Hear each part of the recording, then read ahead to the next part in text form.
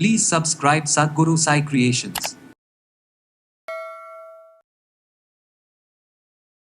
So மலம் எனக்கு வறண்டு போயிட்டு 2 நாளுக்கு ஒரு முறையோ 3 நாட்களுக்கு ஒரு முறையோ போகும்பொழுது உள்பகுதியில் இருக்கக்கூடிய இரத்த நாளங்களில் அதிகமான பாதிப்பு ஏற்பட்டு மோஷன் போயிட்டு முடிச்சுட்டு அதுக்கப்புறம் அப்படியே ரத்தம் வடிய ஆரம்பிச்சிடுது.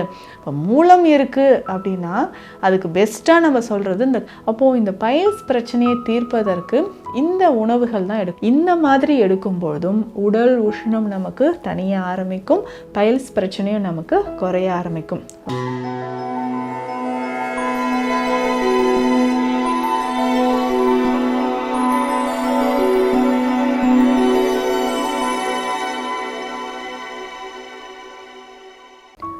சத்குரு சாய் கிரியேஷன் வியூவர்ஸ் அனைவருக்கும் வணக்கம். நான் doctor Nithya, Siddha physician. Summer வந்துருச்சு அப்படின்னாவே உடலில் உஷ்ணம் அதிகமாகுங்க. இதில் முக்கியமாக நிறைய பேருக்கு இந்த மூலச்சோடு அதிகரிக்குது. இந்த மூலச்சோடு அதிகரிக்கிறதுனால என்ன நடக்குது? ஸோ ஆண்கள் பெண்கள் எல்லாருக்குமே பரவலாக இந்த பிரச்சனை காணப்படுது.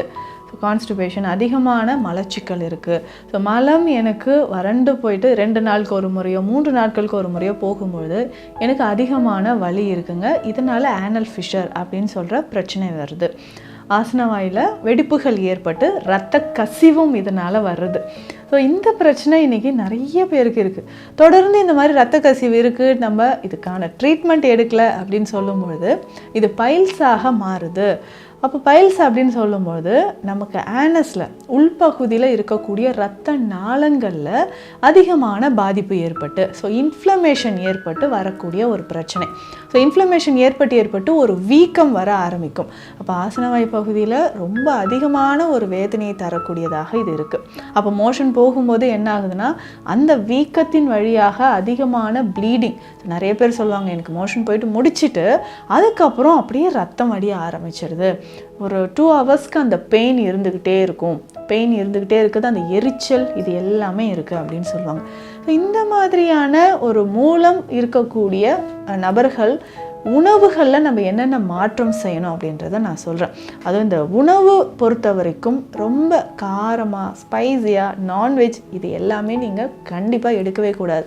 இப்போ நார்மலாக எடுக்கக்கூடிய உணவுகள் அப்படின்னு சொல்லும்பொழுது ஜென்ரலாகவே நல்ல கூலண்ட், அதாவது உடலை குளிர்ச்சியாக வைக்கக்கூடிய உணவுகள், நிறைய ஃபைபர் கண்டென்ட் இருக்கக்கூடியது சாப்பிடணும். இப்போ மூலம் இருக்குது அப்படின்னா அதுக்கு பெஸ்ட்டாக நம்ம சொல்கிறது இந்த பிடிக்கருணை கிழங்கு சொல்லுவாங்க. இந்த பிடிக்கருணை கிழங்கு அப்படின்னு சொல்லும்போது இதிலிருந்து லேகியமாகவும் சித்த மருத்துவத்தில் நம்ம கொடுக்குறோம். அந்த லேகியம் எடுக்கும்பொழுதும் உங்களுக்கு ஒரு நல்ல ரிசல்ட் இருக்கும். இப்போ இந்த பிடிக்கருணையை நம்ம எப்படிங்க செய்யலாம்? ஒரு நாளைக்கு ஒரு கிழங்கு சாப்பிட்டா கூட போதும், அவ்வளவு நல்லது. அந்த பிடிக்கருணை அப்படின்னு சொல்கிறது பொதுவாகவே அந்த உஷ்ணத்தை தணிக்கக்கூடியது, மூலாதாரத்தில் இருக்கக்கூடிய அந்த அதிகமான உஷ்ணத்தை உங்களுக்கு தணிக்கக்கூடியது இல்லைங்களா? அப்போது இதை நல்லா வேக வைத்து சின்ன சின்ன பீஸஸாக கட் பண்ணி அப்படியே நீங்கள் சாப்பிடலாம். அப்படி இல்லைன்னா இதை வேக வைத்த பிறகு இதில் தேங்காய் பால் இருக்குது இல்லைங்களா? இப்படி செஞ்சு பாருங்கள், உங்களுக்கு நல்ல ரிசல்ட் இருக்கும். ஒரு 2 நாட்கள்லேயே எவ்வளவு நாள்பட்ட மலச்சிக்கலாக இருந்தாலும், மூலம் பிரச்சனையாக இருந்தாலும், ஃபிஷர் இருந்தாலும், ஆனல் ஃபிஷர் இருந்தாலும் அது சரியாகிறதுக்கு இது ரொம்ப ரொம்ப உங்களுக்கு யூஸ்ஃபுல்லாக இருக்குங்க. அப்போ என்ன பண்ணலாம் அப்படின்னு கேட்டிங்கன்னா, இந்த பிடிக்கருணை இருக்குது இல்லைங்களா, இந்த கருணை கிழங்கை வேக வைத்து இது தோல் எல்லாம் எடுத்துகிட்டு சின்ன சின்ன பீசஸாக நம்ம கட் பண்ணிக்கலாம்.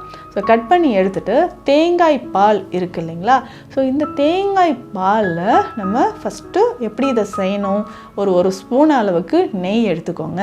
நெய் எடுத்துகிட்டு இதில் கொஞ்சம் சீரகம் சேர்த்து தேங்காய் பால் சேர்த்து அதனோட இந்த கிழங்கு, வேக வைத்த கிழங்கையும் சேர்த்துணும். இது நல்லா பாயில் ஆகட்டும். நல்லா வெந்து வந்த பிறகு உப்பு ரொம்ப பாதி அளவு தான் உப்பு இதில் சேர்க்கணுங்க. ஸோ சேர்த்து இது வெந்து வந்த பிறகு இதை ஒரு பவுலில் எடுத்து வச்சுக்கோங்க. வாரம் 2-3 முறை இதை செய்து பாருங்கள். இந்த பிடிக்கருணையை தேங்காய் பாலோட நெய்யோடு சேர்த்து இப்படி சாப்பிடும்பொழுது பைல்ஸ் பிரச்சனை காணாமல் போகும் அப்படின்னே சொல்லலாம். ஸோ அந்த லேகிய வகைகள் தினந்தோறும் அதையும் நீங்கள் சாப்பிட்டுக்கலாம். ஸோ இந்த கருணை கிழங்கு பிடிக்கருணையை தேங்காய் பாலோடு சேர்த்து நல்லா வேக வைத்து சாப்பிட்டுக்கிட்டே வாங்க. உங்களுக்கு இந்த பிரச்சனை கொஞ்சம் கொஞ்சமாக சரியாகும். ஸோ அந்த அளவுக்கு இது உடலில் இருக்கக்கூடிய அந்த இன்ஃப்ளமேஷனை இது சரி செய்ய ஆரம்பிக்கும். இன்னும் அடுத்தடுத்து நம்ம வேறு என்ன மூலிகைகள் எடுக்கலாம் அப்படின்னா, அந்த துத்திக்கீரை, அதிபலா அப்படின்னு சொல்லுவோம். அதிகமான சக்திகள் தரக்கூடியது. துத்தி கீரையை உணவில் கடையலாக செய்து நம்ம சாப்பிட்லாம். ஸோ இந்த துத்தி கீரை எப்படி சாப்பிட்ணும் அப்படின்னு கேட்டிங்கன்னா, இதை கொண்டு வந்து ஒரு 2 இல்லை 3 கைப்பிடி அளவு துத்தி கீரையை, சிறுபருப்பு இருக்குது பார்த்தீங்களா, சிறுபருப்பு சேர்த்து பூண்டு வெந்தயம் சேர்த்து கடையலாக நம்ம சாப்பிட்லாம். அப்படி சாப்பிடும்பொழுது நம்ம உடலில் அதிகமான ஆற்றல் நமக்கு உண்டாகுது. அது மட்டும் இல்லாமல் நரம்புகள், நம்மளுடைய தசைகள், எலும்புகள் எல்லாமே வலிமையாகும். உடல் சூடு குறைவதற்கு இந்த துத்தி கீரை நம்ம பயன்படுத்தலாம். இப்போ நிறைய பேருக்கு எக்ஸ்டர்னல் பைல்ஸ் தெரியும். எக்ஸ்டர்னலாகவே ஆசனவாய் பகுதியிலேருந்து ஒரு க்ரோத் வந்திருக்கும். ஸோ ஸ்கின் டேக் தெரியும். மோஷன் போகும்போது அதிகமான வலியை தரக்கூடிய மாதிரி இருக்கும். இதை நம்ம எப்படி சரி செய்யலாம்? துத்தி கீரையை நல்லா அரைச்சி எடுத்துக்கணுங்க. இந்த கீரையை அரைச்சி எடுத்து அந்த எக்ஸ்டர்னலாக இருக்கக்கூடிய இடத்துல வச்சு நம்ம டைட்டாக கட்டிடணும். ஸோ இந்த மாதிரி ரெகுலராக செஞ்சுக்கிட்டே வரும்போதும், இந்த கீரையோட கொஞ்சமாக விளக்கெண்ணெய் கலந்து நம்ம அப்ளை பண்ணிக்கிட்டே வரும்போதும், இந்த சாறு மட்டுமே எடுத்து விளக்கெண்ணெயோடு கலந்து நம்ம அந்த பாதிப்பு இருக்கக்கூடிய இடத்துல அப்ளை பண்ணிக்கிட்டே வரலாம். ஸோ கொஞ்சம் கொஞ்சமாக இதை ரெகுலராக யூஸ் பண்ணிக்கிட்டே வரும்போது இந்த பைல்ஸ் சம்மந்தப்பட்ட பிரச்சனைகள் நமக்கு குணமாகுது. இதனோட முக்கியமாக உணவு முறை ரொம்ப முக்கியம். ஸோ நிறைய பேருக்கு இந்த பைல்ஸ் வர்றதுக்கு காரணம் நல்லா ஸ்பைஸியாக இருக்கக்கூடிய உணவுகள், காரமான உணவுகள், அசைவ உணவுகள் நிறைய சாப்பிட்றது, நீர்ச்சத்து உடலில் இல்லாமல் இருக்கிறது, ரொம்ப நேரம் ஒரே இடத்துல உட்கார்ந்து தான் நான் வேலை பார்க்குறேன், இல்லை அதிகமாக நான் வந்து ட்ராவலிங் பண்ணிக்கிட்டே இருக்கிறேன், அப்போ ஒவ்வொரு இடமாக மாறும்பொழுதும் உணவு மாறுது, சரியாக தண்ணீர் குடிக்க முடியல அப்படின்னு சொல்கிறது, இல்லை மைதா சார்ந்த உணவுகள் நிறைய சாப்பிட்றது. ஸோ இந்த மாதிரியான ஒரு லைஃப் ஸ்டைல் ஃபாலோ பண்ணிட்டு இருந்தீங்கன்னா இவங்களுக்கு கட்டாயம் இந்த பைல்ஸ் பிரச்சனை வர்றதுக்கான வாய்ப்புகள் இருக்குங்க. அப்போது இந்த பைல்ஸ் பிரச்சனையை தீர்ப்பதற்கு இந்த உணவுகள் தான் எடுக்கணும். அதுலேயும் முக்கியமாக நான் கருணை சொன்னேன் இல்லைங்களா, அதே மாதிரி பூசணிக்காய், வெள்ளை பூசணி, மஞ்சள் பூசணி ரெண்டுமே ரொம்ப ரொம்ப நல்லது. ஸோ வெள்ளை பூசணியாக இருக்கட்டும், இல்லை மஞ்சள் பூசணியாக இருக்கட்டும், அது தொடர்ந்து நம்ம உணவில் அடிக்கடி சேர்த்துக்கலாம். காலை நேரத்தில் இந்த வெள்ளை பூசணி சாறு எடுத்து நம்ம குடிச்சிக்கிட்டே வரலாம். ஸோ இந்த மாதிரி செய்யும்போது நம்ம உடலில் இருக்கக்கூடிய அந்த உஷ்ணம் நமக்கு தனிய ஆரம்பிக்குது. ஸோ உணவு எடுத்துக்கும்பொழுது நெய் சேர்த்து நம்ம எடுத்துக்கலாம். ஸோ நெய் சேர்த்து எடுக்கும்பொழுதும், இல்லை கீரை வகைகளில் வெந்தயக்கீரை ரொம்ப சிறந்தது, மணத்தக்காளி கீரை ரொம்ப சிறந்தது, சிறுகீரை நம்ம பயன்படுத்தலாம். இந்த மாதிரி கீரை வகைகளை உணவில் சேர்க்கும் பொழுதும் பைல்ஸ் சம்மந்தப்பட்ட பிரச்சனைகள் நமக்கு குணமாக ஆரம்பிக்குது. ஸோ மறக்காமல் இந்த கருணை கிழங்கு இருக்கு இல்லைங்களா, அந்த தேங்காய் பாலோடு சேர்த்து சாப்பிட்டு பாருங்கள். எவ்வளவு நாட்பட்ட பைல்ஸ் பிரச்சனையாக இருந்தாலும் நமக்கு இது நல்ல ஒரு குணம் கிடைக்கும்.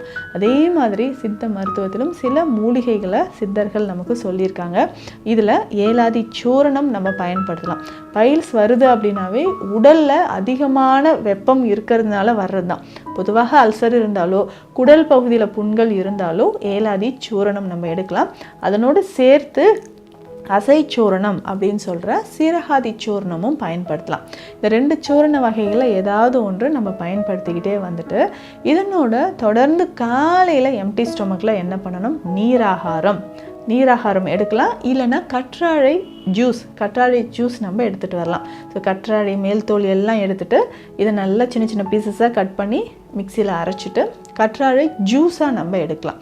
இந்த மாதிரி எடுக்கும்பொழுதும் உடல் உஷ்ணம் நமக்கு தனிய ஆரம்பிக்கும், பைல்ஸ் பிரச்சனையும் நமக்கு குறைய ஆரம்பிக்கும்.